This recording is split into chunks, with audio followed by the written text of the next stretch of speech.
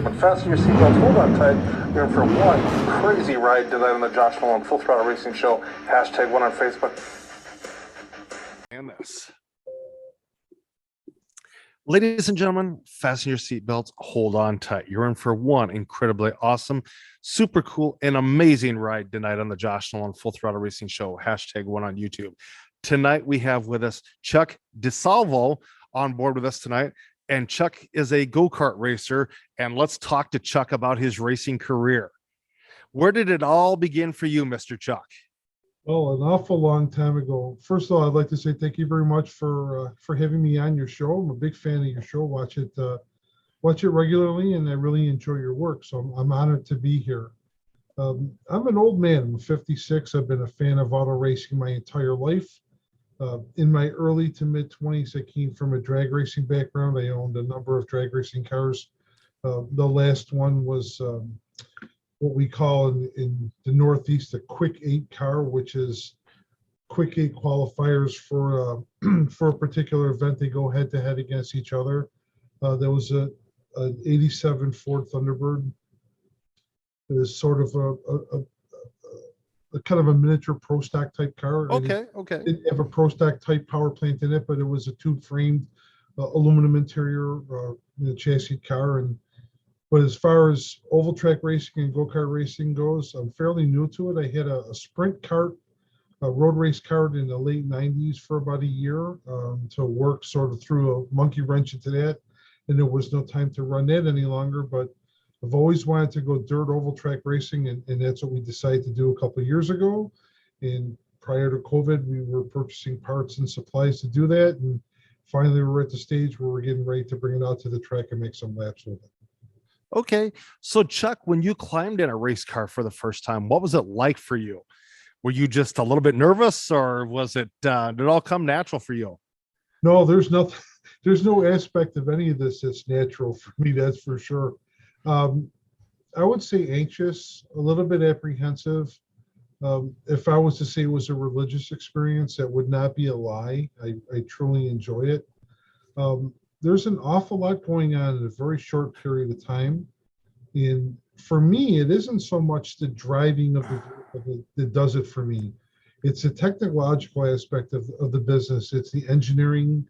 I would make a fantastic race engineer, to be honest with you. I think in the shop, in front of CAD/CAM software, in front of telemetry, off of data acquisition systems, all the nerd stuff.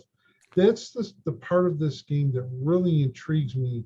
And for me to be able to immerse myself in that end of it, I have to sort of own the thing too, and every now and then get it behind the wheel and drive it. But it was, it's one of those things that you experience in your lifetime. So no matter how long you're away from it, you always want to come back to it. And eventually, before your time runs out, you will make it back to it. So it's that important. Okay. So, Chuck, have you been in the go-kart? Yes. And done any racing in it yet? We've been in a go-kart a couple times. As you could probably tell from the visuals, I'm a big guy. There's nothing little about yeah. My mom Yeah. said I've never been a little guy. I've always been big. So that creates some significant engineering and design challenges to get me into the kart where I'm comfortable. Okay. Traditional oval track racing and karts, the seats are laid back. It's almost as if you're sitting in the kart like you're having an extreme lean in a reclining chair. Yeah. Yeah. For someone that's as big as I am and as tall as I am, it's very uncomfortable, very difficult. So we've been spending quite a bit of time changing seats, re-engineering seat struts, moving things around, and I'm pretty sure we have it to the point where I can be comfortable in the kart and not be overly concerned with my visuals. The Okay. more I lay the seat back in the kart, the more I'm not able to see directly in front of me. So when I Okay. get into the kart and I give it a tap of the throttle, I sort of submarine in the seat a little bit. Next thing you know, all I see is the horizon. That's a significant challenge for me, even if I was considerably thinner than I am now. My height in the way that I like to be positioned in a race car, I like to be about as upright as I possibly can. For me, that's just a comfort zone that I can't get past. So, been tinkering with seat positions, tinkering with different style noses on the cart, which will allow me a little bit more feet room, because if all of me is big, my size 13 and a half feet are big too. They get jammed up in the foot box. So we put it together. I've got a location where I can test it on asphalt and an oval. I make a bunch of laps. I test it. I'm getting more and more comfortable with the cart every day. And we're almost there. I would say probably 2 to 3 weeks away without rushing things and making sure everything is right. Okay. We're almost there to make a debut. But yes, I've been in it. I've driven it. It is a blast. It's a ton of fun. And I look forward to being able to do it, go out running some laps with others around me here pretty soon. So Chuck, when you're out there racing, and this is going to be a new question for you, and I'm going to start asking it quite frequently on the other race creators too. When you're out there racing and you've got your helmet on the visor, does the sun ever affect your eyes to the point where, you're like, man, it's making it kind of not easy to see as far as the reflection off the sun? Every day older you get, everything you look at is not easy to see. Okay. I hear you. But we've played an awful lot around with the problem I've had over the years, and this is going back to my mid-20s, was when you do place a full face helmet on me, because I'm a mouth breather. Oh yeah. Or the Neanderthal, you're always breathing through your mouth. Fogging up lenses is a big deal.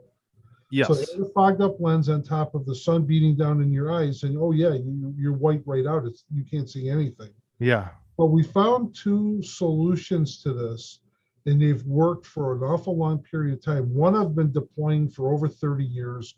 One is fairly new to me this season, and I was fortunate to come across it. I've always had a real good working relationship with Oakley.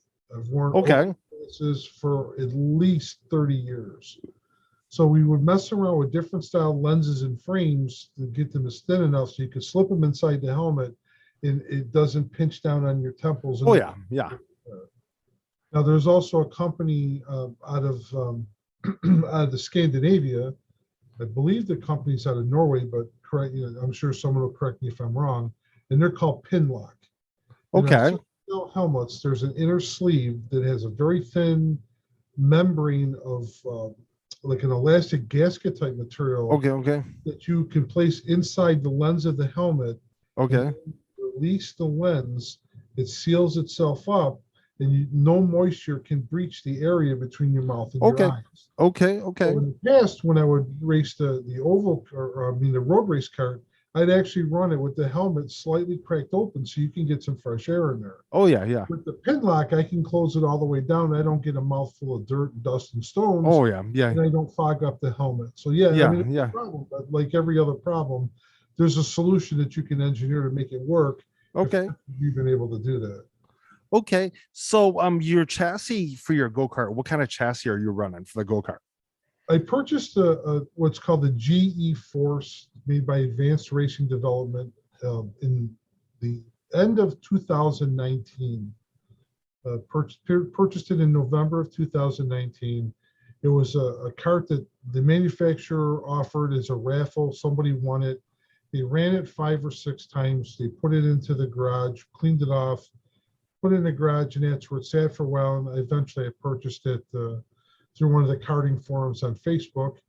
We went down to, we met the individual halfway in Utica, New York. I'm from Rochester. Okay. So we took about a 2.5 hour ride on the New York State Thruway. We picked it up and I brought it back. Reason why I purchased a used kart to begin with is I wanted to learn the engineering aspect. Oh yeah. To work. So what better way would it be to buy something that's used, that needs a little tender loving care, take it all apart, put it all back together, and sort of figure out what goes where and how all these components work together to make a combined unit, hands-on. So we started doing all of that after the first of the year in 2020. Then comes COVID-19. We're in my office right now. This is, I had the next 2 days off of vacation, but I come in to get some things done earlier today. And I work in emergency management, and COVID-19. Okay. So what has sidetracked this project for over 2 years is my 24/7, 365 immersion in little bit germs that are called. Oh yeah. So I continue to work on the project.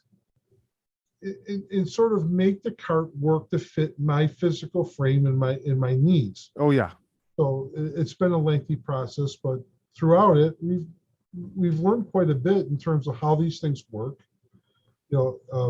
Challenge some conventional notions of how they're not going to work or not supposed to. Oh yeah. Yeah. And I look forward to putting it all to the test. But next year, 2023, be purchasing another new cart. I want two of them. Okay. I'm one of those guys where if one is good, two is better. Spares are always. Oh yeah. Yeah. And we're leaning towards a PRC for the Okay. next one. No hard and fast decisions have been made, but through this process, the people at PRC have made certain things for my cart. Oh yeah. Okay. And they've been really good to me. I'd like to be able to show my appreciation by returning some business their way. Okay. So Chuck, let's talk about the story behind the number 17. Where did that come from? Well, that's my favorite number. It's okay. Again, you'll find an awful lot about me is when I immerse myself in certain things, there's an awful lot of historical context. Okay. After September 11th occurred in this. Oh yeah. Yeah. I was in a completely different career field. I felt the urge to come back and sort of reinvent myself in a manner with which I could support and assist, the rebuilding of this country and the protection of this country in some way or form. I'm too old and obviously too big to go to the military or to go to the police. I did take a niche to emergency management, emergency. And my current employer, who I worked for when I first started here, I was in uniform patrol. Okay. So liaison for matters of Homeland Security, and that was my badge number. Number 17 was okay. College that I worked for. That was the number on my badge, and it's sort of the number that stuck with me ever since. And it has a significant and very important meaning to me, special meaning. Okay, so Chuck, balancing work and racing, is that kind of hard for you to do, or? If you truly love something, it's not work. It's one of those things where it's a part of you. It's what makes you tick. It's always there, bubbling under the surface, and you always draw upon it in times where you need a release. You need every day. Prior to COVID, I didn't think it would be all that tough. In a COVID world, yes, it takes an awful lot of time away. Oh yes. But when I'm in the shop working on the cart or in my office, bringing up an old CAD program and redesigning a steering shaft to position the wheel in a certain location for me to be comfortable in the cart. I have two grandsons, one's 14, one's 11. They come out to the shop, Grandpa Chuck, what are you doing? And next thing you know, they've got tools in their hands, or they're sitting down in front of the computer. What are you drawing on? What are you drafting on the computer? And so there's that component of it as well that sort of takes that time constraint away. It's almost like minutes are more like hours, and you don't really want to get away. Exactly. So that's the important part. But it's all the times. Okay, so Chuck, how did you come up with the paint scheme for your go-kart? Well, I catch a lot of flack for this. When you're a little kid, every little kid wants to do one of three things. They want to be a policeman, they want to be a fireman, or they want to be in the army. Every kid those are the things that everybody wanted to do. Red has been a favorite color of mine so as long as I can remember. Okay. What comes back from as a kid, going over to the fire academy on Scottsville Road in Rochester. Okay. Dad's buddies, getting behind the wheel of the big red fire truck, pretending we're going to the big scene. Oh yeah. It's always been a part of that. So red has been a very integral part. Okay. So that's pretty cool that you're able to tie that together, Chuck. And I'll tell you what, that's pretty spectacular. So Chuck, when it comes to sponsorship for your race car, what do you have for sponsors? Sponsorship is another very unique part of this program. Okay. I've never gone out and actually solicited sponsors from anyone. Okay. Everybody that I know that sort of pitched in either technological support, logistical support, or financial support for this have been people that I've grown up with over the years that I've met and they've taken a shine to me. I've taken a shine to them. We've been close friends. And once I called them up and said, hey, you know what? I got this crazy idea. Are you on board? Are you willing to? Are you willing to be part of this? This menagerie that we're putting together. That at the very least could be pretty good comic relief. And they've all jumped on board and said, yes, absolutely. Let us know how we can help you. And that's brought representatives from Ford Motor Company, Motorcraft, Ford Wow. Performance, Case IH, Agriculture Equipment, Case Construction. I've got good friends that work for the organizations themselves that have ponied up, and they've been great support. WD-40, for an example. I have more WD-40 at home in my garage than they have at a Napa Auto Parts store. Wow. That's not exaggeration. And they keep sending me the stuff. Hey, give it away. Give it to your friends. Do promotions with it. Raise funds for it. And a lot of the sponsorship for the cart doesn't necessarily go into the cart itself. It goes towards bringing awareness to certain charities in certain aspects of the community that have over the years been close to me, that I've supported and tried to assist in raising funds and raising awareness for certain causes.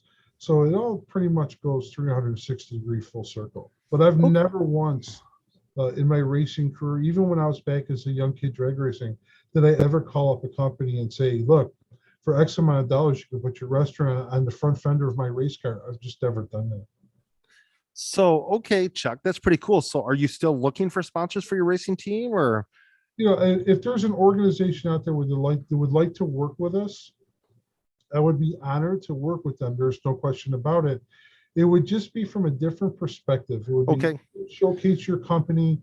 We would showcase the services and the products that you offer. In lieu of raising some funds and some awareness for certain charitable events and for organizations in the community that assist people that are in need of help. I kind of want to give that component back. Oh yeah. Through the race team and through the racing efforts. I'm not out there every weekend. This isn't the Indy 500 or the Eldor 100. Yeah. For me, this is fun and games. I don't. I want to run well. I want to put a quality product out on the track. I don't want us to look as if we're ragtag fugitive fleet like the 18. But I want us. I wanted the people to understand this is more of a fun thing for me. Yeah, it's a serious racing effort. Okay. So if there's anybody out here going to be out here watching this racing show with me and Chuck DiSalvo, and you want to help him out with his racing career, reach out to Chuck, because he'd appreciate the sponsorship on his race car as he gets further into his racing career. So Chuck, when it comes to your racing history and background, who is the racing hero that you look up to? Well, there's a couple guys over the years that I've had the fortune of meeting. One of them was I was a big fan, and I still am. Back in the days, it was called Championship Auto Racing Teams, the kart series. It's now the IndyCar. Yeah. And one of my superheroes over the years was Alex Cenardi. He's one of those guys that he had a magnetism to him. Just one of those guys he naturally, because he's Italian, I'm Italian. Pride there, and the fact that he was utterly fearless behind the wheel of a Chip Ganassi IndyCar. It was I remember them days. I remember him out there racing with Jimmy Vassar, and oh man, that takes me back a ways. I've got the drawing home in my home office of Alex doing the donuts in the car with the inscription that says "Time to make the donuts." It's a pencil chalk drawing with his signature and with Chip Ganassi's signature. It was a deal for me to meet him at Toronto and actually hand the man an Italian flag. And I said, he goes, you want me to autograph this for you? I says, no. I says, this is for you.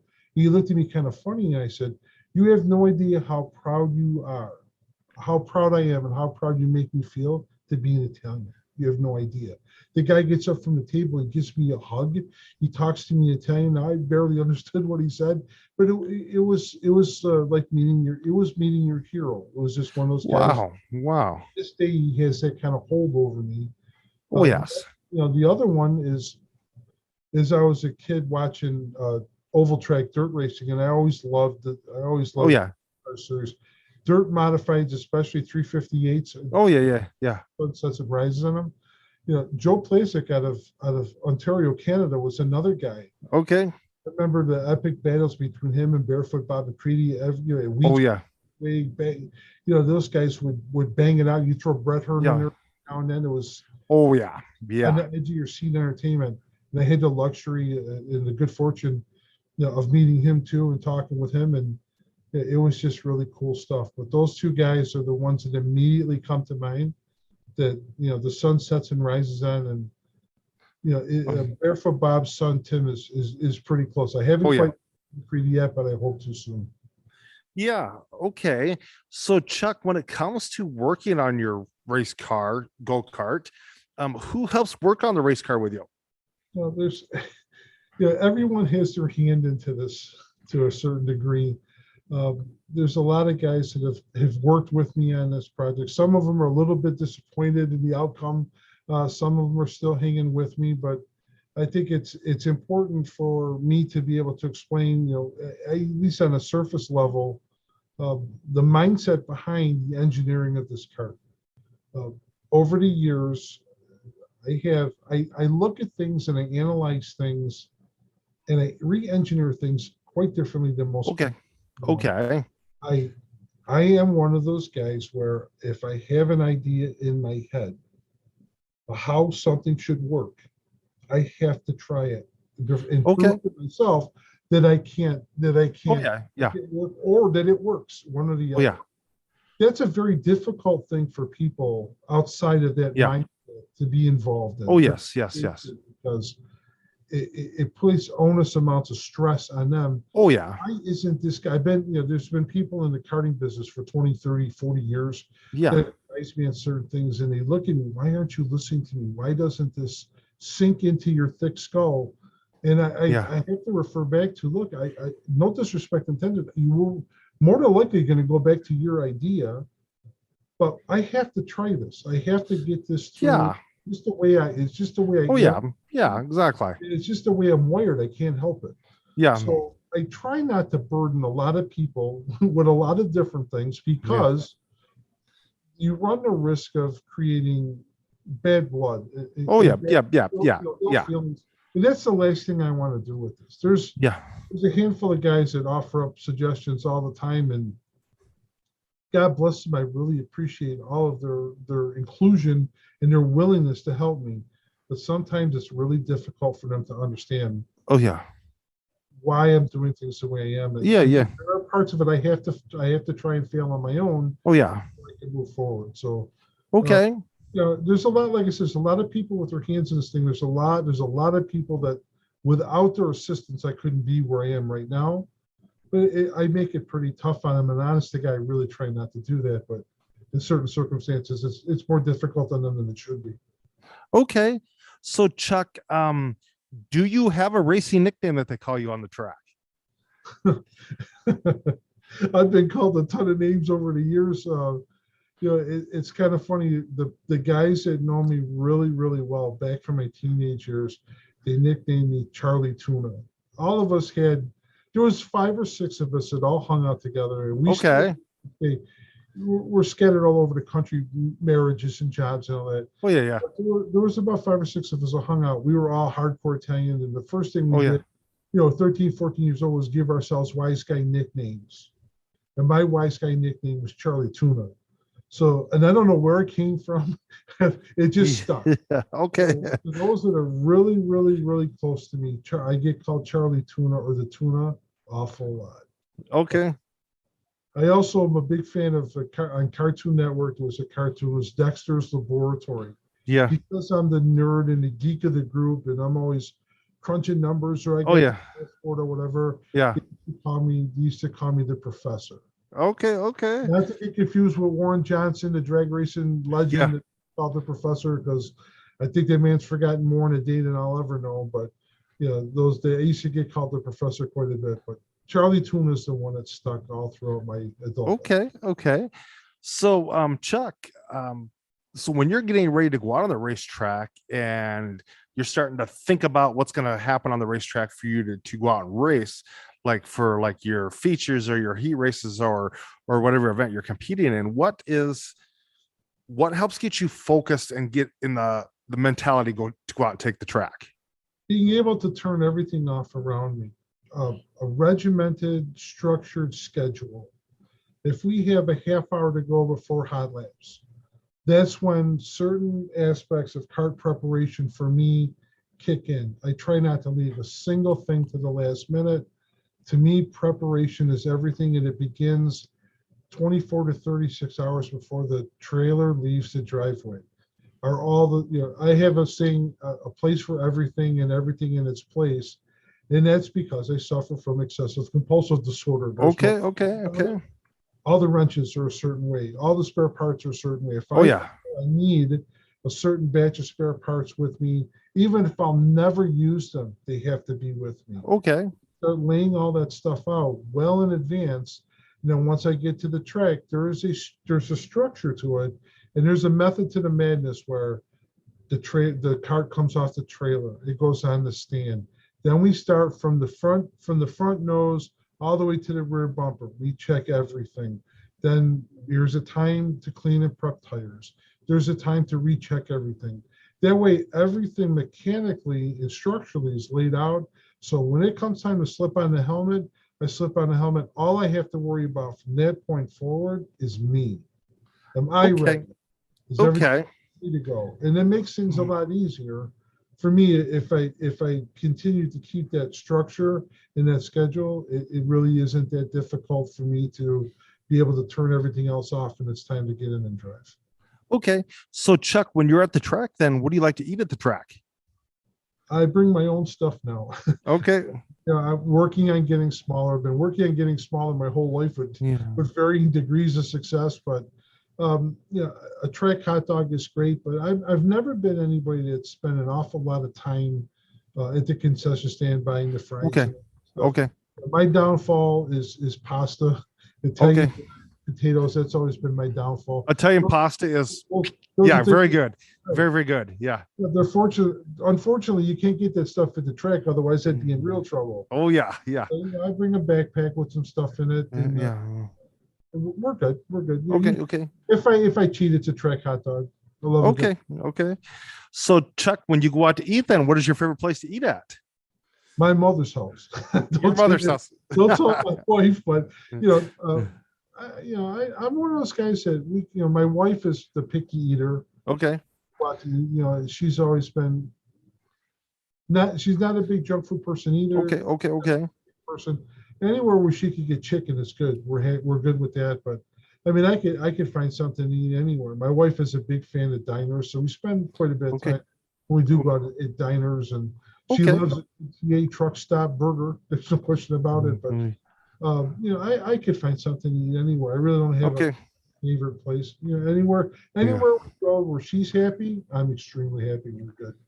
So Chuck, then what is your favorite home cooked meal that your wife makes?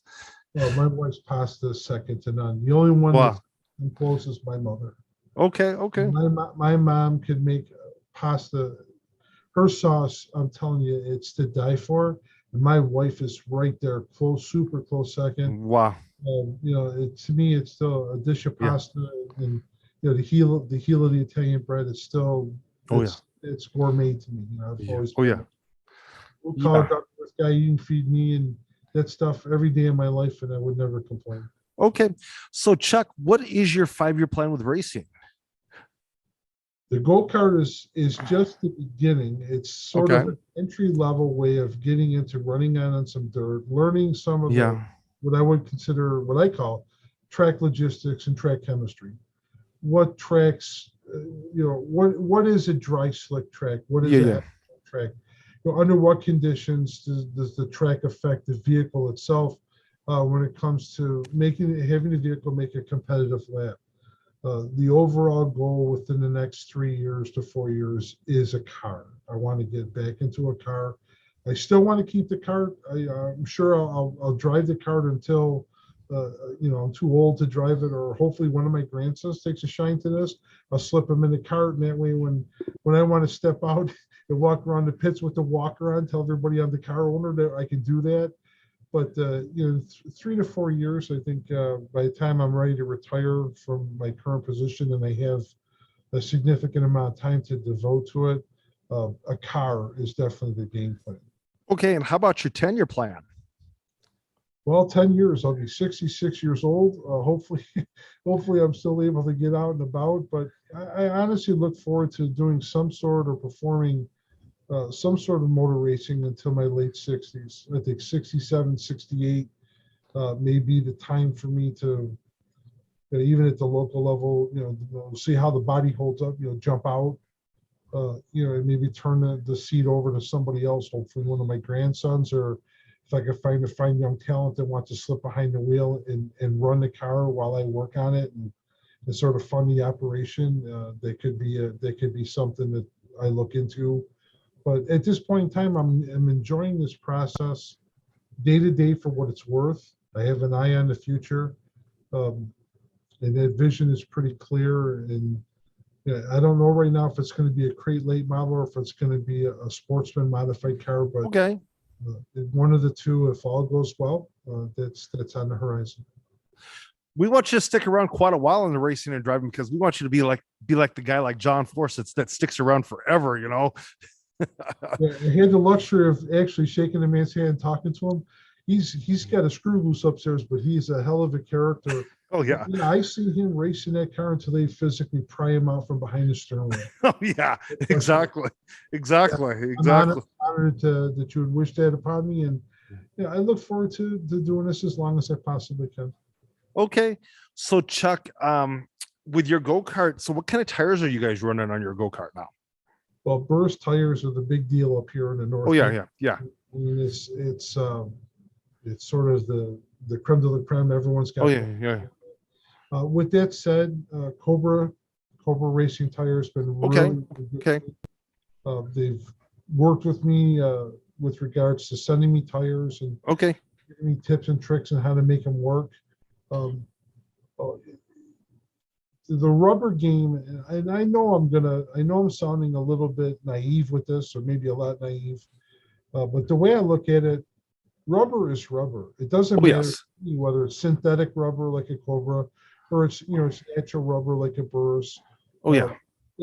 Rubber all has its mechanical and chemical tendencies. Oh yeah. Treat and cut and prepare tires slightly different to get an advantage out of them. Yeah. How much work you want to put into it. Oh yeah. From my perspective, I'm considerably probably 80 to 100 pounds heavier than the majority of my competitors. I put the super in clone super heavy. Okay. Well, the tire choices for me are not going to make the difference between first and fifth. What I'm looking forward to making a difference for me is finishing on the lead lap and only going one lap down while I'm cutting. Okay. So I look forward, and I took on the challenge of running the Cobras. I want to see if we can make them work in the Northeast the same way they make them work in the Southeast, where they come from. So that's a challenge I've undertaken, and I've got some yellow Vegas sitting in reserve, and I've got some Burris's too, so we can always fall back in those as well. But I've dedicated myself to the promise of trying to make the Cobras run respectable, because if they do, hopefully that opens up a whole new avenue for somebody who can't afford a $350, $400 but they can afford a $200 set of Cobras. Oh yeah. It's hopefully we could do the Cobra some justice. So with your go-kart, do you run a special fuel in there, or do you run just strictly gasoline, or? Well, they run 87 octane pump gas. You're supposed to run. There are some tracks that aren't really specific with the fuel rule. I like, if I can, every opportunity I get, non-ethanol fuel in anything. Engine in it, because the ethanol in the fuel has a tendency, if it sits, to collect moisture, and now you have moisture in the fuel system. But basically, it's 87 octane Sunoco gasoline. I have several friends that own a couple Sunoco stations, and $25 and $50 Sunoco gas cards in the mail anonymously, with a little note in there that say, hey, here's a little help to get to the track, or here, burn our stuff when you get to the track. And right now in the Northeast, at close to $4.80 a gallon. Wow. So Chuck, now, let's talk about, a little bit further into your racing career. What's the worst thing you've had happen to you as a race car driver? Well, embarrassment. To be Okay. perfectly honest with you, I mean, I take what I do seriously, and I Yes, try, yes, and I yes, carry yes. those who assist me and offer their help in Yeah, their yeah. counsel and advice. I carry them on my shoulder. Oh, yeah, yeah, yeah, yeah, yeah. So when I go out, I'm more concerned with making them look good than I am making me look good. But again, Okay. you don't want to embarrass yourself. You No, don't no, no. want to and sort of ruin somebody else's day because you Yeah, don't know what you're doing, or you're yeah, not safe, or you didn't dot all your I's or cross all your yeah. T's doing this. So, going out and and sort of submarining in the seat of the cart and only seeing the horizon and having to stop and get out and explain to people, wow, the seat position isn't working. I thought it would, and I didn't properly vet it. Yeah, yeah. That embarrasses me. That Oh, yeah, embarrasses yeah, individuals yeah, that help me put the seat in the cart. That embarrasses, and the person yeah, that did this yeah. has a significant team with several drivers that are top notch, Oh, that are yeah. at the top of the sport. I don't want that black eye to affect that individual and his organization either. So I'm always cognizant of the fact that when I go out, it's a professional looking, it's a professional performing outfit, and we're not out there embarrassing ourselves in needlessly causing harm to others. That, Okay. that's my number one concern with this whole thing. And another thing too is safety a top priority with your race car. Well, absolutely. I mean, Okay. I've spent, if I told you how much money I spent on neck support braces to find one that A, fit this big neck, Yeah. B, provided the adequate amount of protection, you would be astonished at the amount of money I've spent on just on a neck support. I mean, I'm 56. I'm not 26. When I was Oh 26, yeah. I Yeah. was 10 foot tall, bulletproof, and invincible. At 56, the smallest bruise last week's. So Oh I'm yeah. looking, Yeah. the last thing I want to do is be taken to the hospital in an ambulance and have Oh someone yeah. pick up the truck and the trailer. Oh yeah. No doubt. No I doubt. mean, No doubt. at the very beginning, what's the best helmet I can get on my noggin? Yeah. The best driving jacket? Should I be wearing jeans? Should I be wearing, karting pants? What type of shoes should I be wearing so Yeah. I have the adequate feel in my feet so I can feel the accelerator and the brake pedal, Oh which is yeah. very tough to do in a size 13 and a half pair of sneakers. Oh yeah. Yeah. Yeah. Yeah. The sole is as thick as a brick. Oh yeah. That aspect of it is no different than any component Oh yeah. it's all engineered to fit you and the needs that you have immediately and in the future as you're looking at sort of progressing through the sport. Oh, okay. Okay. So Chuck, what do you like to do away from the racetrack then? I love playing golf. It took an awful long time for me to sort of crack the plateau of being a single digit handicap golfer, but I finally done it. I was out a couple weeks ago and I shot nine over par, which was a miracle for me. I kind of had to pinch myself and make sure that I wasn't dreaming. Collecting race memorabilia. I'm a big photography buff, and I take pictures Okay. of off the wall things. I'll go out for a ride in the country and I'll see a farmer out there. And I think these are, we talk about Oh yeah. first responders all the time being important to this nation. Mm. Farmers and truck drivers. Oh yeah. That's the careers that came from prior to entering emergency Oh management. yeah. Those guys and gals, without Yeah, oh, them, yeah. it becomes a grinding halt. So I'll go out in the country, I'll see a guy out there, preparing his field, and he just happens to be in a Case IH tractor. Out comes his cell phone, and he'll come over, like, yeah, can I help you? Can I take a picture of your tractor? He look at you like you're crazy, but it's those types of things are the things Yeah. I really enjoy. They allow me to unwind. Yeah. And of course, spending time with my two boys and my two grandsons. Yeah. We're the Three Stooges. We're thick as thieves. That the sun sets and rises on those boys. In every waking moment of the day, I find time to do something important. Okay. Okay. So when it comes to your collecting race memorabilia, what do you like to? What's the most elite thing that you've collected so far? Well, it's two pieces. One is that poster I spoke about earlier, hand-drawn charcoal poster. Yeah. Alex Cenardi, time to Yeah. make the donuts. And another one is I've got several vehicles, die-cast cars, when Eastman Kodak sponsored Morgan McClure. Yes. I remember that. I to this day, I'm a tremendous Sterling Marlin fan. I've met him. Oh yeah. He's autographed things for me. So basically, anything that I can come across that's autographed by Sterling Marlin is something I sort of glom onto. I've Yeah. got several 8.5 by 11 photos in my office on my shelf above me. They have Sterling's signature on them, and I've got die-cast that has a signature Oh on yeah. them. Yeah. Tons of Morgan McClure Kodak stuff. Back when in the heyday when Kodak was on top of the game, and Sterling Marlin was the guy that you bet on to win the Daytona 500. Oh yeah. Those are great days, and that's some of the stuff I truly cherish. And going back in the day too, Chuck, I remember, from my racing history background, I remember Ernie Irvan driving the 4 car before Sterling Marlin and him winning the 91 Daytona 500 in that car. My second father, and the man that's I'm super close to, have been my entire life, Ray Caton, is a huge Ernie Irvan fan. And a matter of fact, I was at his house yesterday dropping off one of the race team T-shirts to him, and we were talking about Ernie Irvan and driving the Kodak car, and then he went to drive for Robert Yates in the Haviland. Oh yeah. Yep. I shout out to Ray. Hopefully he's watching this tonight. Catches it on replay. Ernie Irvan is his guy. Yes. It's funny you should mention that. Back when I was following NASCAR like heavily, the 2 drivers I followed back in the golden age, back when Ernie Irvan was driving, was Davey Allison and Alan Kowicki. Those 2 guys were absolutely magical to watch on TV. Yep, and there's some talent out there today. There's no question about it. Yeah. I was away from NASCAR for a little bit, not on purpose, just you sort of drift away from things and you're getting back to it. Chase Briscoe is a guy that really impresses me. Oh yeah.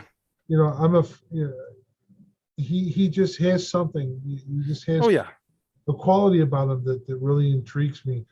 Matt DiBenedetto in the Truck Series. Oh yep.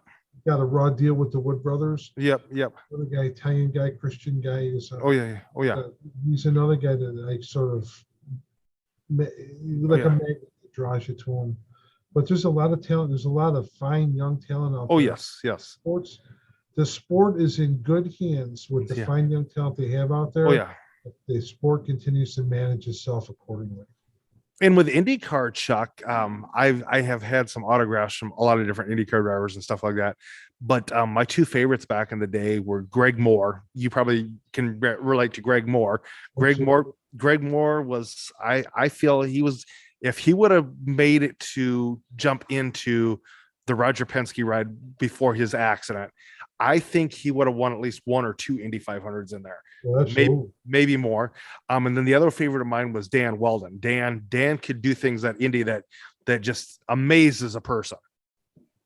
It's sad that God takes these drivers, these talented young men, from us way too early. Yeah, but I could not disagree with you more. The talent that's come through that series over the years. Oh yeah. I'm surprised more of them did not crack the upper echelon of Formula One, to be honest with you. Oh yeah.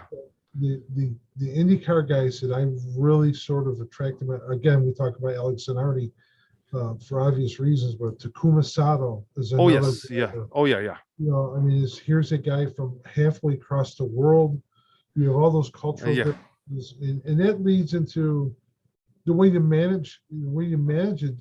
Like that. He's not a young guy anymore, but there's no question about it. He never forgot how to drive a race car. Yeah. Watch him win. Of all of the things that he had to overcome. Oh yes. Able to put himself in a position to not win not 1 but 2 Indy 500s. Oh yeah. Hats off to him. Yeah, and I tell you, going way back when I was early in my young teens. Eddie Cheever Jr. was another guy. Oh yes. Got a poster autographed to Chuck from Eddie Cheever Jr. It's one of my most prized possessions. I used to love watching him run Formula One. Whenever he went to Kailani in South Africa, I'd be up in the middle of the night to turn this thing on. It was just amazing to watch him drive. And it was one of those guys that he never truly was able to showcase all of his talent here because he was always short that. Oh yeah. A chunk of money to put you over the top. Yeah. But to watch him win the Indy 500, I cried like a baby. I'm not ashamed. Wow. And then another thing, the victory more than he did. Yep. Another thing too, Chuck, is I remember when Scott Brayton was was what back-to-back Indianapolis 500 winner, pole winner from 95 and 96. And I mean, when he crashed and was taken from us, I was just like, man, I can't believe this is happening. Scott had a lot of history with Indy, and I'm like, man, this guy, before this happened, Scott is going to win an Indy 500. There's no question about it. There's a couple things that occur in your lifetime that you never miss. It's like, for me, it's Christmas Eve Mass. Oh yeah. In the Indy 500. Oh yes. I had to be completely incapacitated to miss an Indy 500. Oh yes. Coming up on Indy this weekend, and I talk about it. I got goosebumps right now. There's something about the Brickyard and those open wheel cars and all of that history, rich history, that it's a part of America. It's apple pie. It's stars and stripes. It's just part of who we are, nation, and it is the most precious moment of me. Oh yeah. For the entire year. Oh yeah. Comes to racing, it's just something that you just. Oh yes. And something too coming up with the Indy 500, Scott Dixon took the pole, and when he took the pole, he had the fastest 4-lap average in history, 234 miles an hour around that track. That's pretty spectacular. Can you imagine it? Yeah. We're talking about in the go-kart 45 miles an hour, 3 inches off the ground, and you think you're being shot out of a cannon. The quickest pass I ever made in my Thunderbolt was a little over 178 miles an hour. Yeah. And we brought the car back to the pits. We detuned it because it was too fast. It was scary. It was too fast. I think my father begged me to sell the car. Yeah. I did. I think I made him the happiest man on earth when I did. But can you imagine 230 averaging over 230 miles an hour? It's got to be. You have to be on a physical and temporal plane that most people will not. The only other people I would see experiencing that type of euphoria is if you woke up one morning and you said you were going to fly fighter jets. Well, yes. On the same basis. Another race car driver I followed with the IndyCar Series 2, Chuck, was Frank Healy. Dario, Dario was a really good driver back when in his time. Dario Franchitti and Alex Cenardi and Brian Herta had epic. Oh yes. And I remember those 3 guys fighting it out. When those 2 got the best of Cenardi for a lap, I was livid. But these guys, they were no joke. They knew what they were doing. Yeah. Talented individuals. Yeah, it's hard to take any of that away from any of them. I'm sitting in a chair drinking, I'm drinking a Diet Pepsi and I'm watching these guys go around the track. It's the same sort of bad rap that you guys give Bubba Wallace, for example. Okay, now he's not cut from the same cloth as fans. Yeah, and you hear the way you get back at him is, oh, he sucks. He's a terrible driver. Okay, he's out there. He's driving a Cup car every week for a living for a team. For Michael Jordan isn't hurting for any money. That organization can buy all the technology and talent they need. And you're sitting in a chair eating a cheeseburger from Burger King, telling everybody how bad he is. It doesn't ring through. No. Those drivers who were truly untalented. We've all got a certain degree of talent and skill level that we don't have. Yes. Some of them are fortunate enough to catch on it and take it to glory. Oh yeah. The fact that they do it and they're able to do it and live that dream, even if it's just for a couple of years. You got to honor that commitment. Okay. So Chuck, do you have anything out there you want to say to the kids to help get them in a race car? I do actually. I mean, it's the best way I could explain it. Okay. I mean, we now live in a society where we celebrate our deficiencies and we play down our strengths. Yep. I mean, there's me as an adult that throughout my entire adolescence and teenage years suffered significantly with mental health issues. Anxiety, excessive compulsion, depression. A lot of those underlying symptoms kept me from doing the things that I wanted to do that I began to do when I was much older.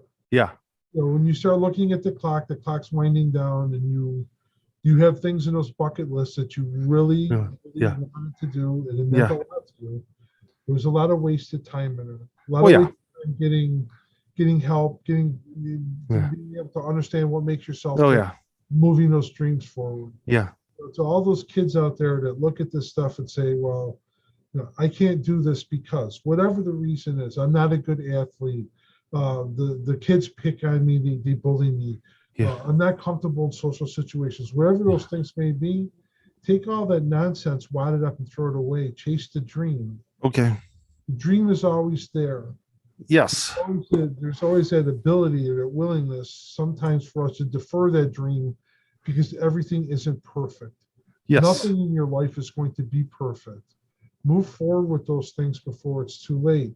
Yes. Take what really matters. Never give up on it. Yes. Never know where to lead you. Out there at a dirt track or an asphalt Oh, yeah. kart track somewhere in this nation, okay, is the next Michael Schumacher. Oh, yes. Is the next Dale Earnhardt. Oh, yeah. All we got to do is make sure that we reach out, cross that aisle, grab him by the hand, give him a hand when they need it, prop him up. Look how, Oh, yeah. just think how productive this nation would be, and how, and how productive our youth would be if we spent a second pulling them up to our level instead of keeping them down Oh, yes. at Yes. their level and telling them you can't, you shouldn't, you never will. Yeah, definitely. Definitely. Pull Definitely. them up. And that's what this race organization that I've built in this effort is all about. Bringing awareness to those types of mental health issues, Okay. and then bringing these young guys and gals into the fold and say, hey, look, if a fat old guy can do this, so could you. Yes. Yes. Whatever you need, we'll help you. We'll get you Yes. started. And if that means I take that 3XL seat out of the cart and I put a medium seat in it and I put a young kid in there with some pedal blocks, that's what it means. Okay. Okay. Very, very awesome, Chuck, that you were able to talk about that. So Chuck, I want to thank you again for being on the racing show with me tonight, talking to us about your racing career. Do you have anything else you want to say while I've got you on here?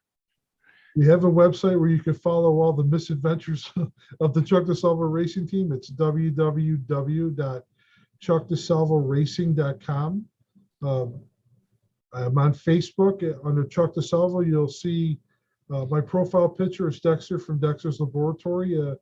Would be honored to have a friend request and for you to come and follow up with us on the website. The website's been open since the end of December. We're closing in on 1,000 views on the website. So Wow. for everyone that's come on and popped in there and take a look, I'm honored. Thank you from the heart. Thank you for visiting the website. I've got an Instagram page too. Shoot me a friend request on Facebook. I'd be honored to connect with you.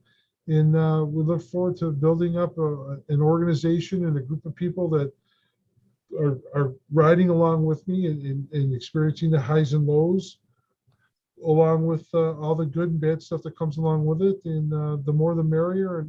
And I'm honored to be here, and I'm honored to speak with your audience tonight. Thank you very much. So do you have anything you want to say about my racing show while I've got you on here? Watch it. That's what I could tell you. I mean, I spend an awful lot of time on YouTube sifting through things. And Tony Caluso is the one that turned me on to your page, and that was a couple months ago. He and I did an interview, and I'm riveted. I watch your YouTube page all the time. The content's fantastic, and I think probably arguably for me the most intriguing part of what you do, and the way you do it, is you bring people in from what I would consider the non-traditional racing group of. I mean, everybody wants to talk to. Everyone, Chase Elliott. If you had a chance to talk to Chase Elliott, everybody wants to talk to Chase Elliott for obvious reasons. I'm as intrigued with speaking to and listening to you interview the weekend warrior, Saturday night and Friday night racer, the one that's running on the shoestring budget, and the one that has volunteer help and scrounging salvage yards for parts and that sort of thing. Oh yeah. The one that's racing out of pure love for the sport. Oh yes. Be able to hear what they have to say in their perspective that you bring with your interviews is invaluable. I mean, my best piece of advice, if you want to learn something, tune into your show every week. and go over those interviews, and it's highly entertaining and educational at the same time. Okay, thank you very much, Chuck. I'm going to let you step out, but before I let you go, I'm going to call you here in just a little bit because I'm going to invite you back to talk to us about when you get ready to come get into the midpoint of your racing season, so we can kind of get an update from you. I'd be honored. Thank you very Yeah. much, and I look Yeah. forward to speaking with you again. All my best, and let's keep in touch. Okay, not a problem. I'll call you in just a little bit there, Chuck. Okay. Great. Thank you, sir. Have a great night. You too. You too.